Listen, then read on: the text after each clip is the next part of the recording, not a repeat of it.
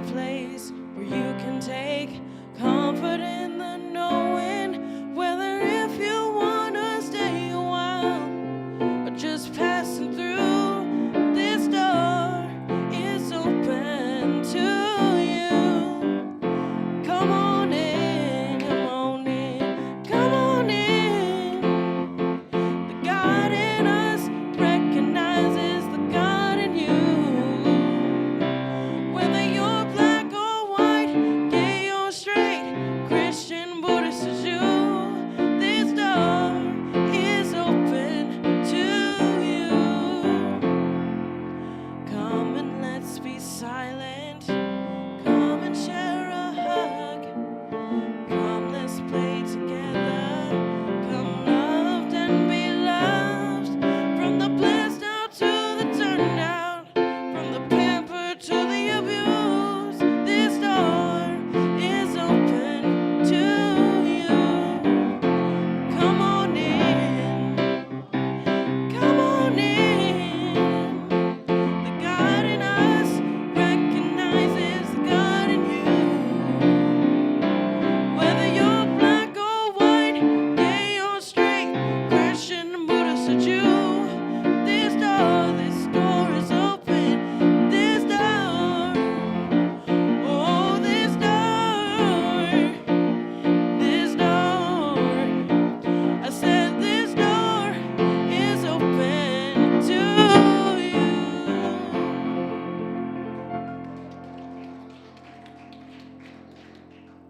Good morning, everyone. Welcome to CSL Visalia. I am so glad you chose to spend some time with us on this Sunday morning, that everybody sprung ahead and got here on time. And today we are going to celebrate the International Day of Women. So look around the room, share some love with the women that surround you right now. And whether this is your first time with us, we say welcome, whether that be on the internet or in person in our sanctuary. We are surrounded by magnificent women, and today we are lifting them up. So I can't wait to hear what else is going on at Visalia. So let's check our announcements, and I'll see you in a little while. Good morning, everybody. Bright and cheery? Me too. So glad you're here. So, do you notice our new art show? Look around the walls, look around the tables. This is mostly done by kids. This is Stevie Daniels' Art Nook. And this is the second year she's had her big annual show here. And we had kids and grandparents and all kinds of plays. And poor Chris and Maria and Donna W. were trying to feed them all. And they had a great time. So, yeah, be sure to check it out. The kids choose exactly what they want to do. And then Stevie helps them, whatever it is. So there are some very unusual things to see here. It's up on the front wall, too. And yeah, if you want to buy any of it, we had one lady. She came and bought a little. I don't know what it was, because I don't know what some of these critters were. And she bought it, and I said, "Why are you buying this?" And she says, "I have a little shelf at home that I put all kinds of little critters, little strange things." I said, "Send me a picture of that shelf. I want to see what's on it." Anyway, she bought it. Everything is mostly it's $10, $15. One was. Oh, yeah, so the Hammer of Justice over here. And then one thing we sold was $13.67 or something. So the kids priced their art too. So it's great fun. And so I want to make sure that you all go back, turn around, and look in the back. I don't know if you can see it on camera, probably not. But this is what they did. So Stevie makes all these interesting things. Go back to the other one, James. Yeah, so they're on the back, her little picture wall. So before we leave today, pick one of those and let's take a picture just for fun, like here. That's Stevie with the who's the green person? Hulk. Yeah, with the Hulk and other kids. So they had so much fun. So enjoy it. I think she's going to come and take that part away. All right, what is next? And oh yeah, and then they had the dragon outside. Remember we had the dragon last year, so we had all the kids painting the dragon again. It was great fun. Okay, so it's hidden away over here, but Rita has started a wonderful collection of things to give to the needy, the unhoused, and they need especially socks. Whoops. Oh, there it is. You can see it behind the hammer of justice here, the first collection. So if you think about it, bring in socks. What was else on there? Cleaning wipes, Cleaning wipes, hygiene products, and those kind of things. Either Mikey or Rita or someone will be taking them to people once we get a nice collection. And I don't know. I've been in contact with Salt and Light, and they're willing to let us. So Salt and Light, or maybe we'll take them if we get enough. Maybe we'll take them to different places. But Mike's been a great connection here for where to take things, so I appreciate it. So it's back there on the little table, and we can bring in things. Okay, let's go to the next. So Pluribus was such a popular thing. We had more people at Pluribus at the Kinshoes last Monday than we have here.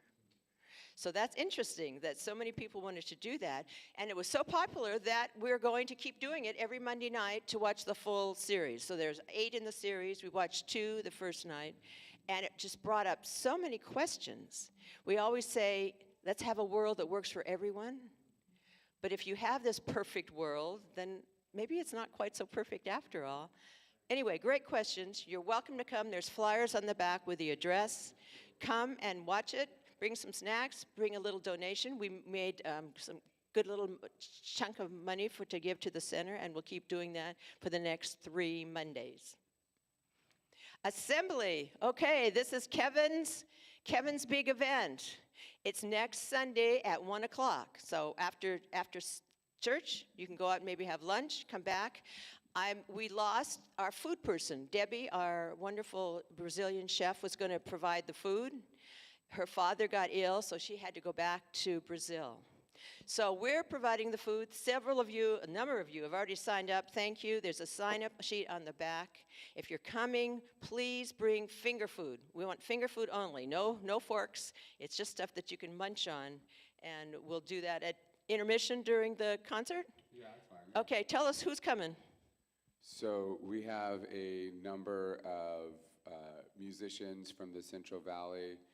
We're going to have, of course, Hope and maybe even Dawn. Yes. So Hope and Dawn are going to be there from the Box, which are all fantastic musicians. One of my favorite bands to sit in with from time to time. There's me and Jeremy Fatika from Gen FM.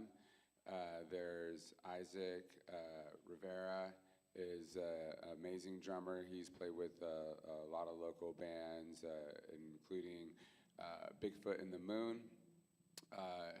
Edward Hernandez, aka the Bearded Uke.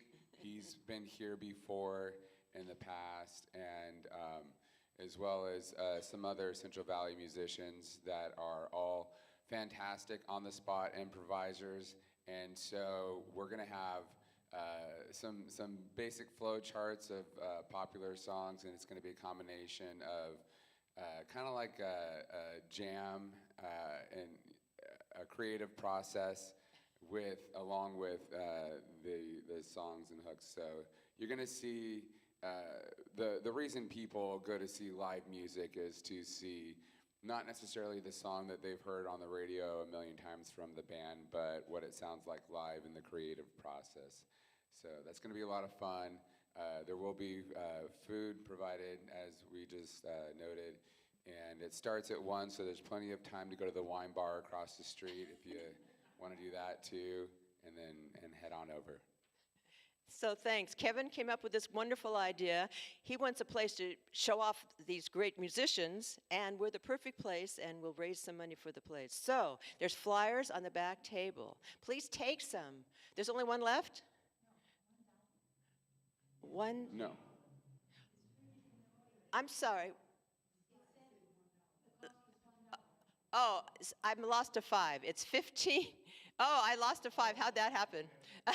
Sorry, that's wrong. $15. It's next Sunday, 1 o'clock. Take the flyers on the back table. Take them to your friends. There's a QR code right on the flyer. You can buy the tickets online right there easily. They can still buy them at the door too, but we'd like to find out how many people are coming so we know what to set up for. And if you haven't signed up for food yet, please sign up. I think there's a few more slots left, and that's great because we now keep the money for the food too. So it'll be a fun thing, and if it's really successful, I think Kevin's going to do it more than once. Okay, the Abundance book. We're still doing this 40. I'm on day 19, I think, now for the Abundance book. So I'm doing well. I haven't skipped a day yet. And it's wonderful. Why have I never done this kind of thing before? I don't know. But I'm enjoying it so much, and it's bringing my spirits up so much. So do we still have books, Gwen? I think we still have a few books. If anybody wants to join in or just look at the book itself is just this tiny little thing, and it's so inspiring. So we're doing this for abundance for everything at our center, including money. But it's not just money, but it's everything abundance to know what we're going to be doing. So if you want to be, Gwen's in charge, talk to her afterwards. And it's online, so anybody can come in online. Whoops. Is that the next one? Third listening circle is Friday, the March 27th. It's always the last Friday of every month. We got some wonderful ideas last time. It's included feel united in common goals, continue our events, be involved in the community. People have been saying that for a long time, and that's sort of where this getting things for the unhoused it came from. I love this one. Add a weekday when we're open for crafts, crocheting. Come to see the art show. People can't see the art show hardly except on the first Friday. Make our storefront visible. This is the one I really want to get on. We've talked about this ever since I've been here, and we need to be more visible. So our fundraising committee is meeting after service. Anybody who wants to stay and has ideas for any of these things, please join us. We won't take too long. But come to the listening circle, because out of that is what we're going to decide, what we're going to next when Reverend Jack retires at the end of the year. So it's very important that we all get our views and our talks in. And our goal. So I put this up last week. So we found out that it cost us $6,500 a month to run this place. It's fairly cheap. We own the building, so we don't have to pay for that, but we have to pay for everything else. We're only bringing in, the pledges for this year are only $4,500. So if we want to keep going the way we are, and when Reverend Jack retires, bring in another part-time minister, then we've got to find a way to raise $2,000 extra a month. If that doesn't happen, we'll have other options to do that don't cost as much, maybe without a minister. So be thinking about that. That's where our abundance comes in. Where are we going? Where are we going? So here's options. Continue as we are. Bring in a bridge minister.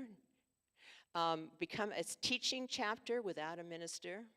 And Reverend Jack gave us some other interesting options in a discussion we had. So there's options out there that we might want to brainstorm and think of. So we're going to do that during the listening circle, and we're doing that within. So Reverend Jack said, can we set a goal to reach 6,500 by April 19th, which is our annual meeting? And we're going to be making some hard decisions at that point, probably, or at least throwing them out. So let's think of how we have events, great, but that can't bring it all in. Can we find other ways, like our cha-ching? Any unexpected money you bring in, can some of that or all of that come to the center? Just be thinking about other ways. And I think that's the last one. James? Okay, so I will turn it over to Gwen. Thank you, Donna. Good morning, everybody. Thank you all for being here, and thank you for joining us online if you're out in cyberspace. We're going to move forward. The first thing we'll start with is our mission statement. It is up on the teleprompter. If you'd please read that along with me. Center for Spiritual Living Visalia is the place everyone comes together, connecting in love and learning how to create abundant, joyful, and peaceful lives. Thank you.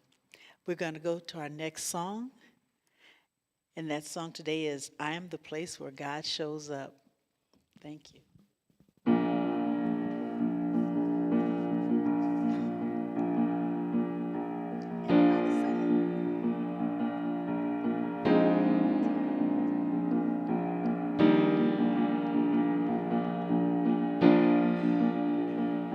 Am I strong enough to bear the burden that sometimes comes living this thing called life? Am I wise enough to make the right decision when I'm standing at the fork in the road? Sometimes I wonder and ponder, only to realize I'm not alone and there's nothing I can do on my own, 'cause I am the place where God lives, moves and breathes and has its being. I am the place where God shows up. I am the place where God lives, moves and breathes and has its being. I am the place where God shows up. Am I have enough to do the right things I need to do to take care of myself? And will I have enough of mind and body to live a life of grace and wholeness? Sometimes I wonder and ponder, only to realize I'm not alone and there's nothing I can do on my own, 'cause I am the place where God lives, moves and breathes and has its being. I am the place where God shows up. I am the place where God lives, moves and breathes and has its being. I am the place where God shows up. I am the place where God lives, moves and breathes and has its being. I am the place where God shows up. I am the place where God lives, moves and breathes and has its being. I am the place where God shows up.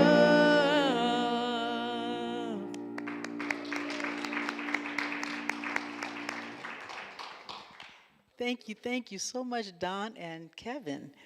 And I know I say this all the time. That is my absolute favorite song.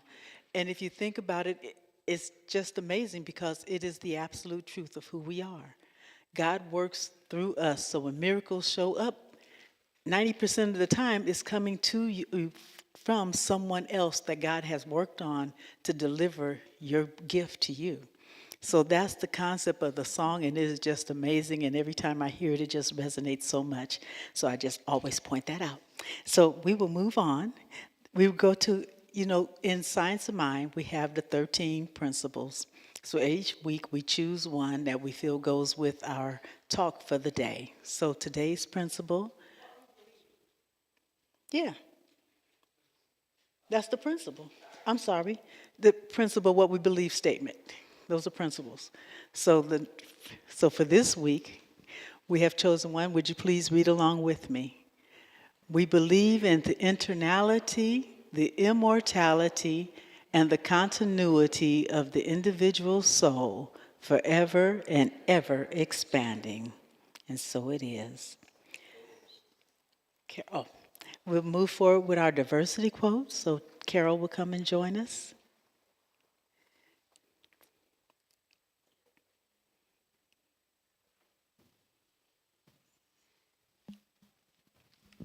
Thank you, Gwen. Well, it's already been mentioned that this is International Women's Day. And I recall the time that I actually celebrated that day twice in 1 year.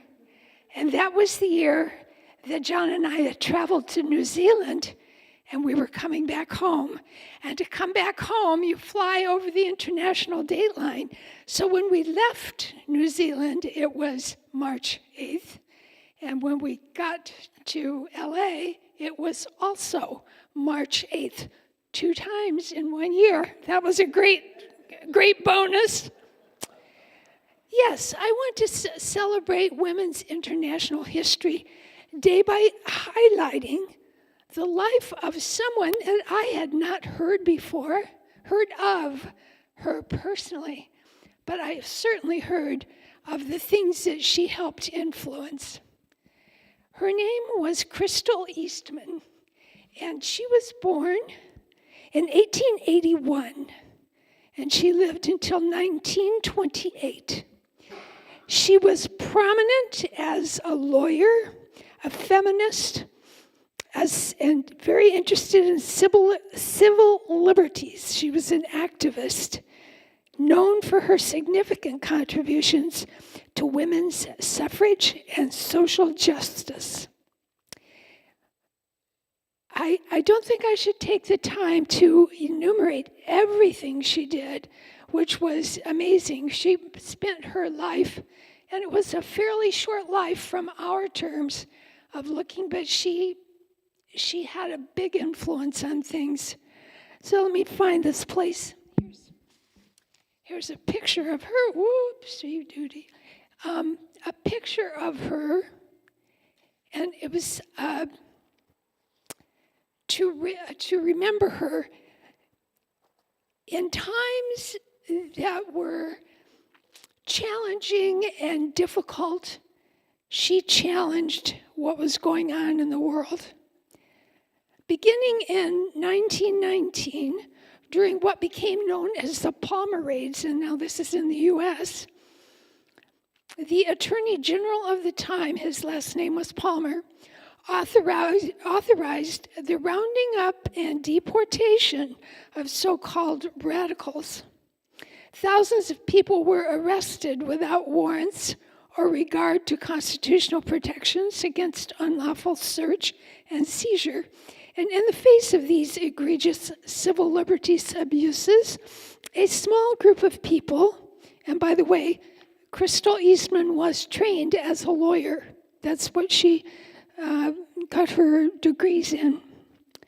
In the face of these egregious civil liberties abuses, a small group of people, including preeminent suffragist and lawyer Crystal Eastman, decided to fight back. And the organization known as the ACLU was born at that time.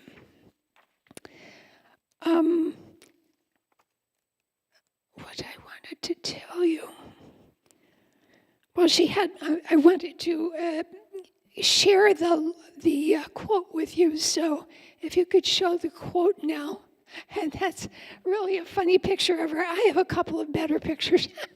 Anyway, there she is in all her early 20th century glory. If I had my way, we would tell the men of the country we were not going to work anymore. We were not going to contribute or to assist them with anything until they gave us a share in the government of the country. If this strike were possible, I am willing to wager that women would be given the ballot within several hours. So she had a terrific sense of humor, and her mind was in the right place, and she spent her entire life working on civil justice.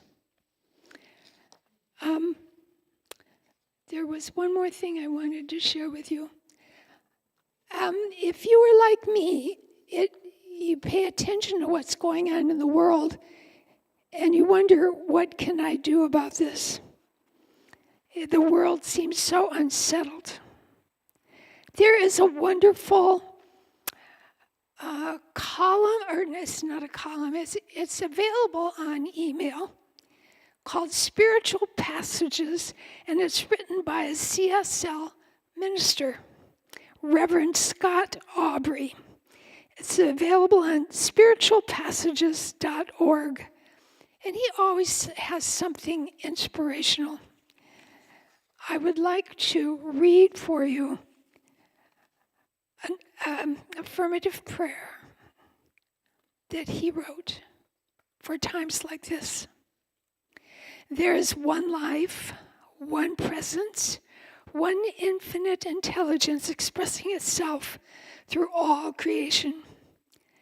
That presence is peace, wisdom, and compassion, and it lives and expresses in every nation, every leader, every community, and every human heart. I affirm that a greater wisdom and a higher awareness of oneness is guiding the decisions and actions of individuals and countries. Where there is conflict, understanding, empathy, and compassion is emerging. Where there is fear, comfort and guidance are realized. The same creative, loving intelligence that inspires us individually is also at work within the affairs of nations, guiding the collective toward peace. So I hold a vision of peace for the whole world. I see wisdom in leadership, restraint in moments of tension, and a collective turning toward dialogue and understanding. Resting in that trust, I release this prayer into the creative law of life, knowing that peace, healing, and wisdom are already unfolding. Thank you, God, and so it is.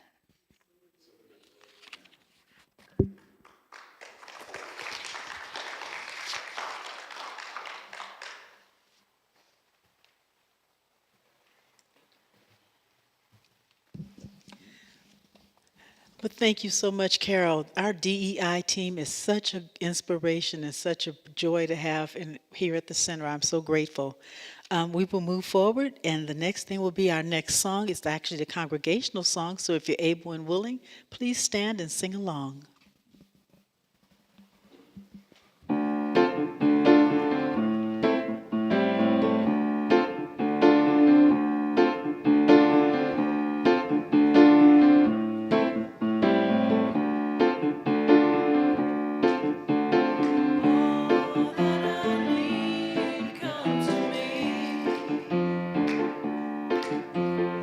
All that I need comes to me.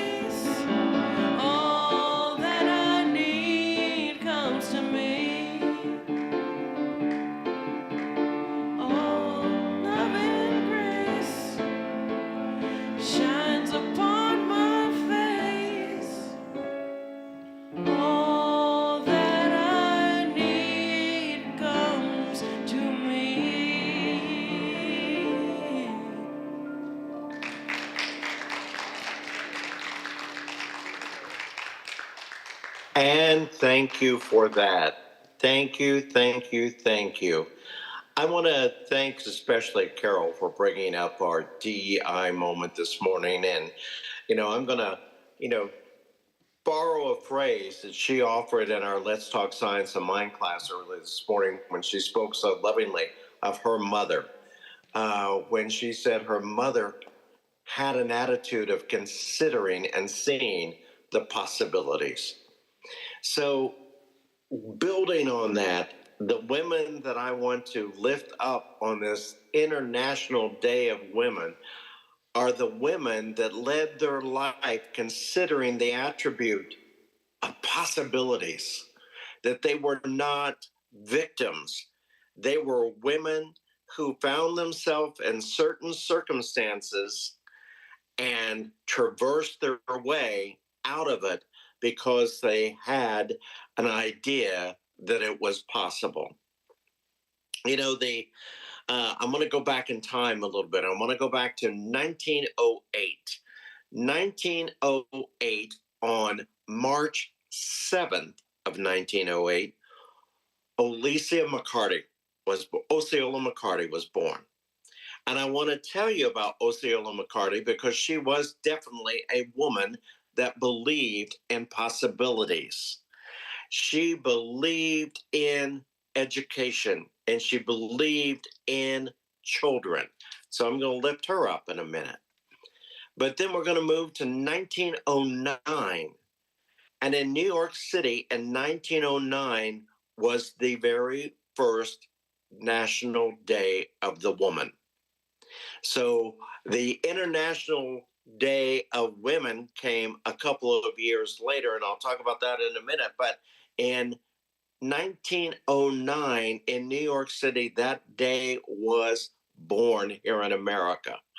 And then it caught on in 1911 when the women in Russia went on strike and said, no, no, no, no, no, no, we are not going to do anything more until we have our voices heard. And so that's when it became the International Day of Women. And then we're going to move on just a little bit in that time of that calendar to 1913. And on March 10th of 1913, Mother Harriet Tubman made her transition. And so we go for this month of March as the Women's Month because of the work of Osceola McCarty and Harriet Tubman. And I want to start with Osceola to lift her up because I want you to kind of imagine being born in Mississippi in 1908, the daughter of a sharecropper, poor, poverty stricken, poverty so much that when she completed sixth grade, the sixth grade of her education, she had to drop out of school to go to work. Now, I want you to consider for a moment, what were you thinking when you completed the sixth grade of your education? What were you reading? How was your reading comprehension? What did you understand about English and grammar? What words were you spelling? What did you understand about math? Could you have become an emancipated person when you completed sixth grade and say, okay, I can do this now? Well, that's exactly what Osceola McCarty did. She dropped out of school at sixth grade and went to work to support her family as a washerwoman, taking in other people's laundry. But she was a woman that believed in the possibility. And so what she did with each dollar that she earned, she put a few cents away into savings because she believed in the possibility of what education could mean to other children of color that were living in poverty. I want you to know she spent her entire life as a washerwoman. She never married. She never had children of her own. But at 87 years of age, she walked into the admissions office of Southern Mississippi University and handed them $150,000. $150,000 that she had put away over her lifetime because she believed in the possibility of what a child could do once they were educated. That $150,000 invested by the Southern University of Mississippi soon turned into $250,000. And as of today, 115 students have had their college tuition paid for at the University of Southern Mississippi because of a washerwoman by the name of Osceola McCarty who believed in possibility. So I lift that up to say she never bought into the consciousness of her struggle. She bought into the idea of possibility. The other person that I want to lift up today is Harriet Tubman.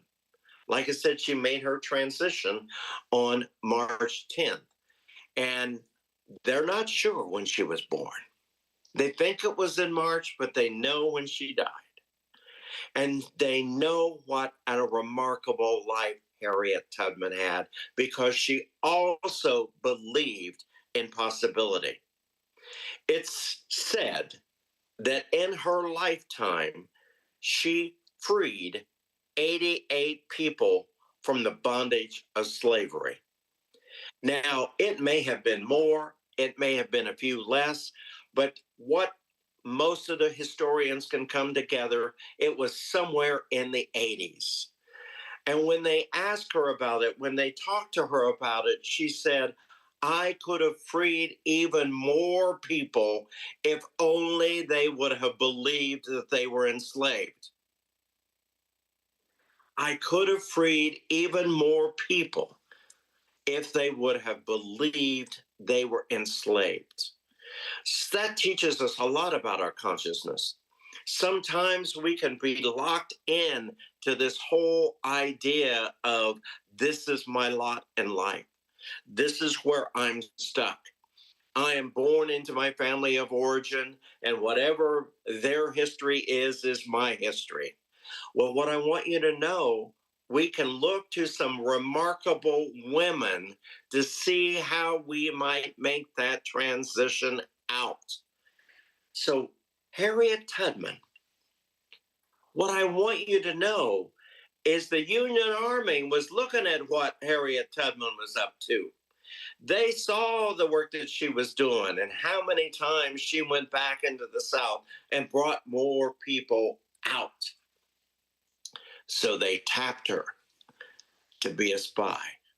They tapped her to work for the Union Army and to go in on clandestine work to find out what she might know. Because one of the things that's true, women, Black women in the South could be in a room with a bunch of old white men, and those white men wouldn't even see them or even think about editing what they were saying around them. And she got the information and she took it back.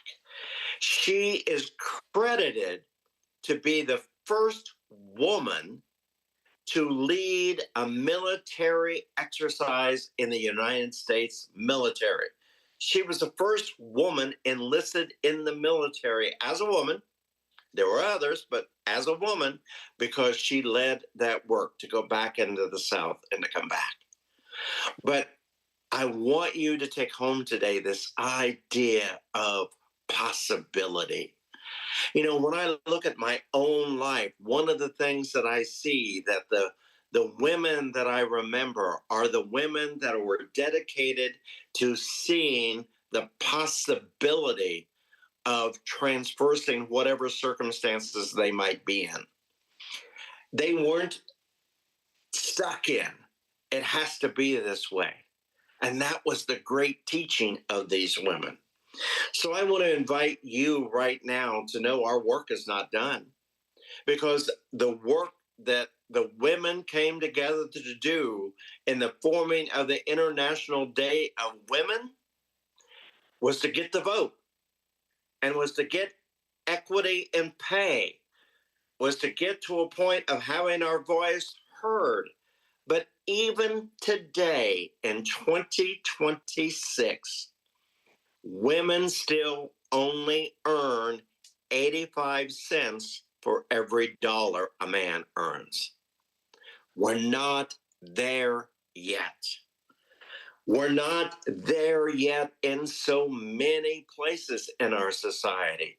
And so I think there's an opportunity to be telling more stories of women in leadership, telling more stories of lifting up women that are doing remarkable things by considering the possibilities of how a thing might be done.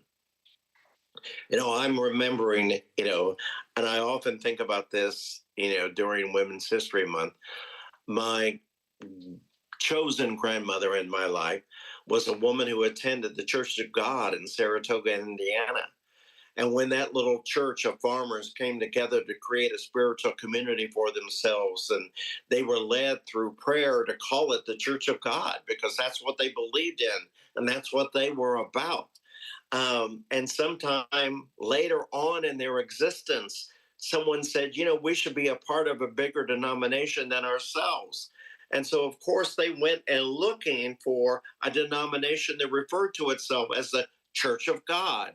And they found the Church of God home office in Anderson, Indiana, and sent a letter saying, we're a community of 50 people. We'd love to be a part of your denomination if you would be willing to have us. And then denomination responded back, absolutely, we'd love to have you come be a part of it.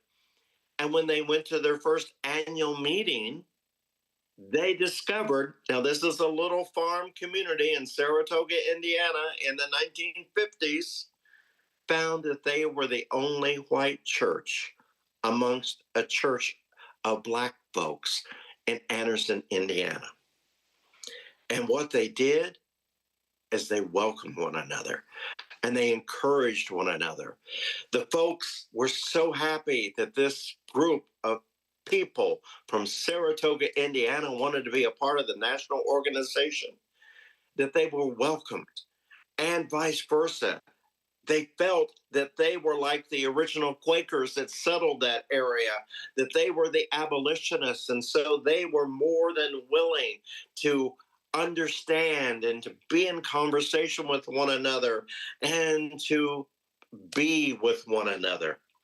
And so, because she was my babysitter and I was in her care, when it came time to go to the what they called the annual camp meeting, which would have been what we might have thought of as their annual meeting, we were off to Anderson, Indiana.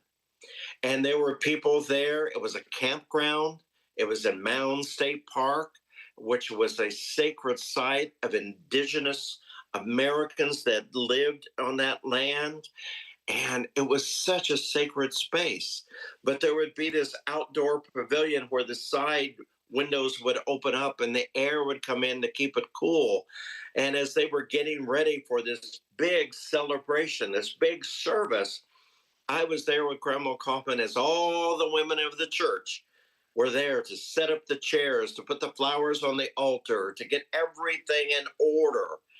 And I noticed all of these women working in tandem with one another to pull this thing off, because there were going to be hundreds of people at this service that evening.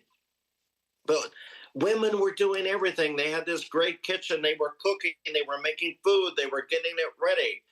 And one of the things that I noticed as a little kid of 9, 10 years of age, when it got time for the evening, When it became time for the service to start, everybody up on stage were men. All of the women that had built the thing, organized the thing, set up the thing, got it all together, were in the back of the room, still being in service. And I was just taken by that, you know. And I remember standing next to this one woman, and I leaned over and I said, "Where did they come from?"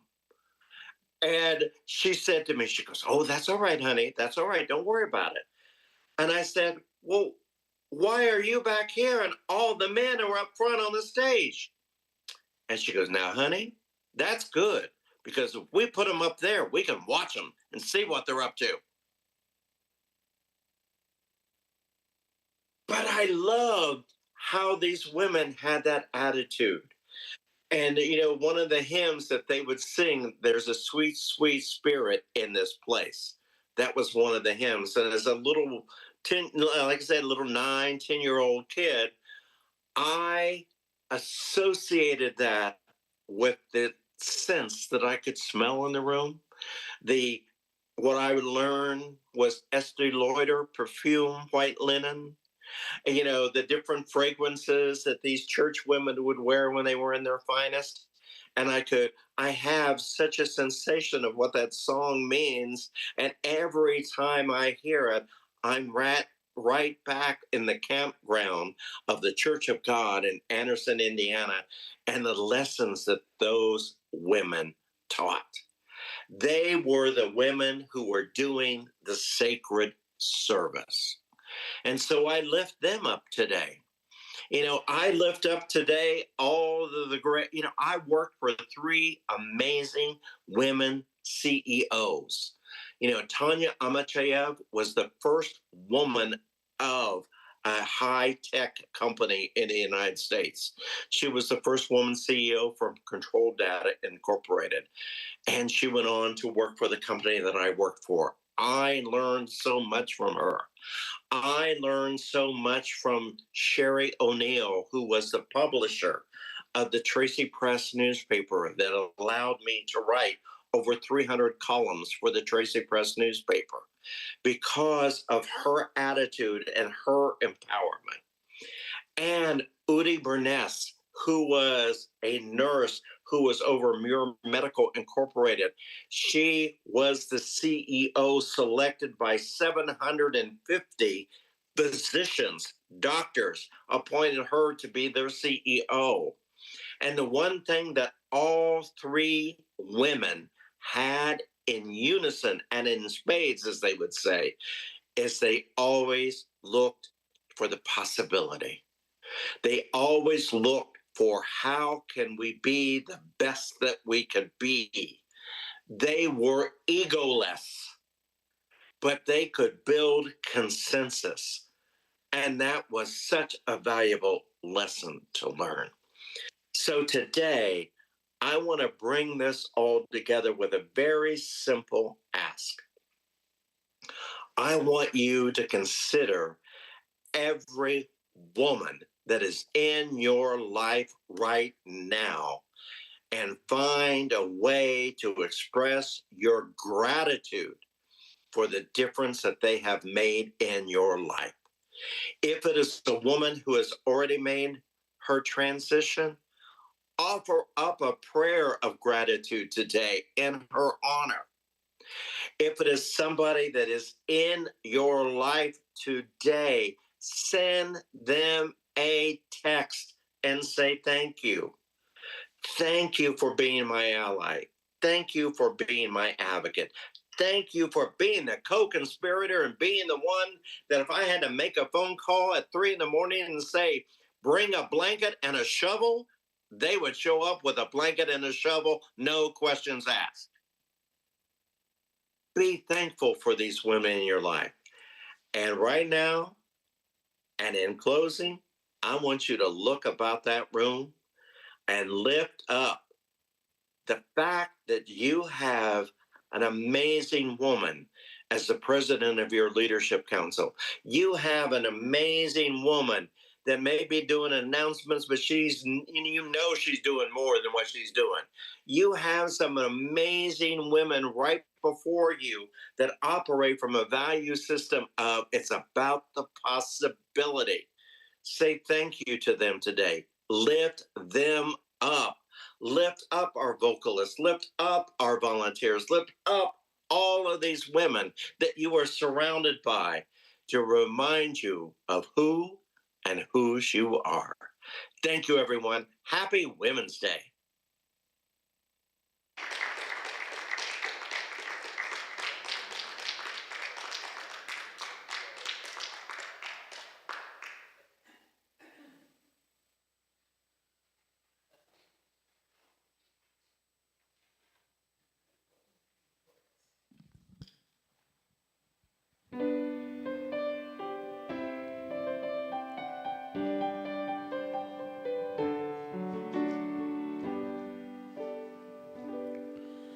From a distance, the world looks blue and green.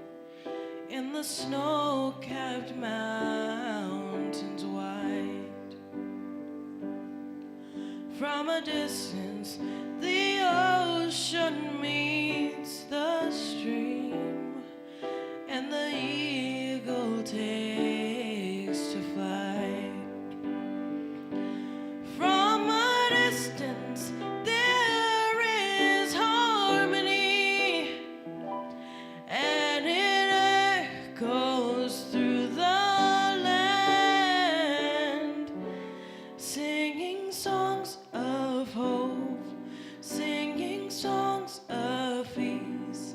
It's the voice of every man.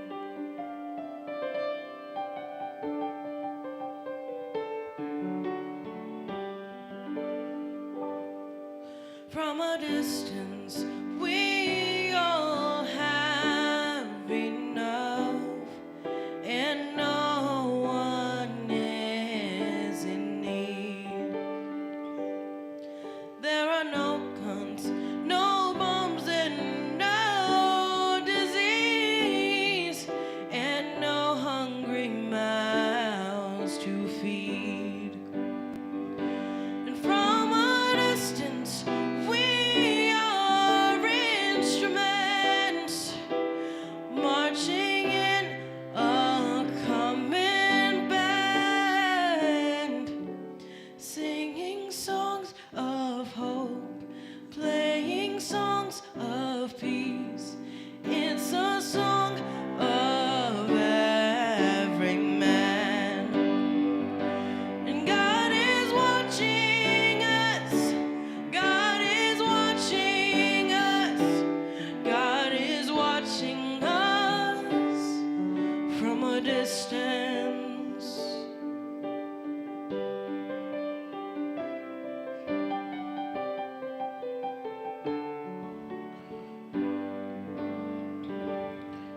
From a distance, you look like my friend, even though we are at war. From a distance, I just can't comprehend what all this fighting's for. And from a distance, there is harmony, and it echoes through the land. It's the hope of hopes, it's the love of loves,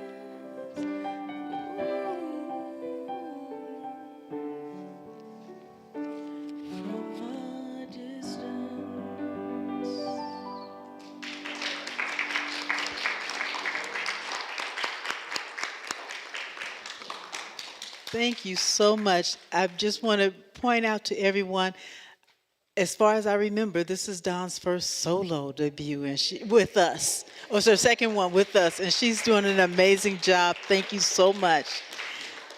So as we move forward, we will go to our gracious giving time. So can I have two ushers come forward? Who are our two ushers today?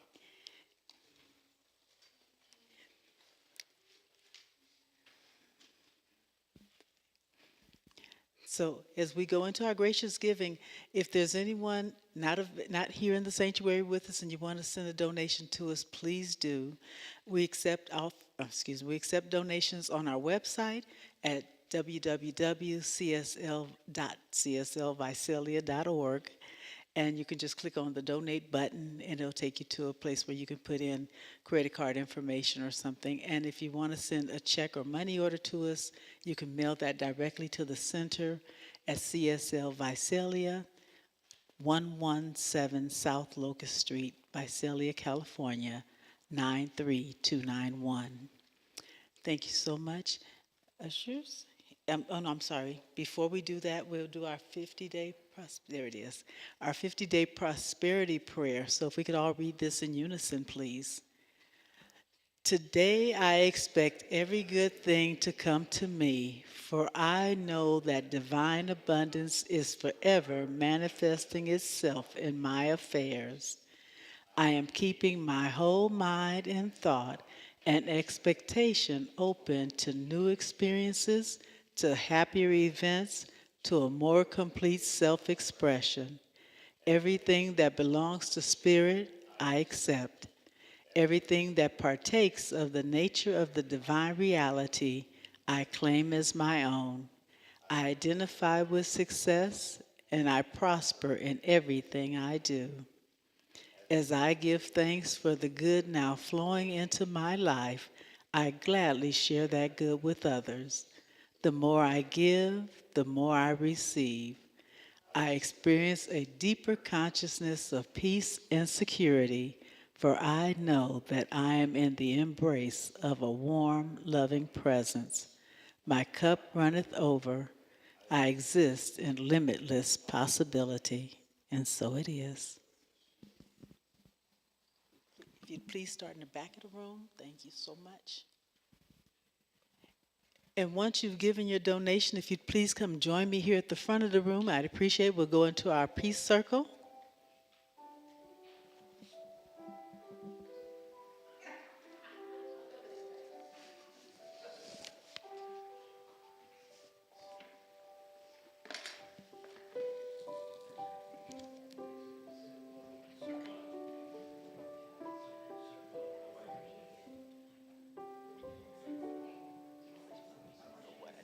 What did I say?